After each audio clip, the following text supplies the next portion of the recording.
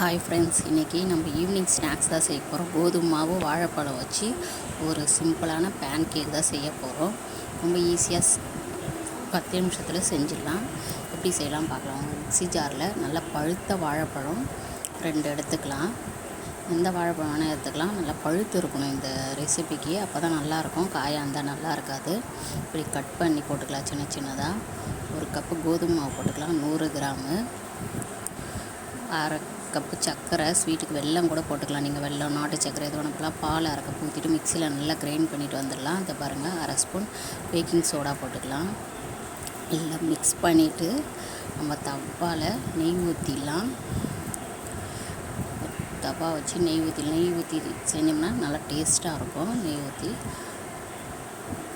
இது பாருங்கள், இந்த மாதிரி ஒரு கரண்டி எடுத்து ஊற்றி சின்னதாக ஊற்றி எடுத்தோம்னா சூப்பரான பேன் கேக் ரெடி. பாருங்கள், திருப்பி போட்டாச்சு.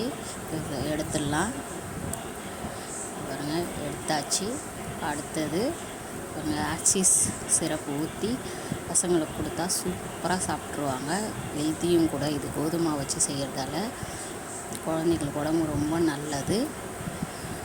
இந்த வீடியோ பிடிச்சிருந்தால் லைக் பண்ணுங்கள், ஷேர் பண்ணுங்கள். ஃபஸ்ட் டைம் பார்க்குறதா இருந்தால் சப்ஸ்கிரைப் பண்ணுங்கள் ஃப்ரெண்ட்ஸ்.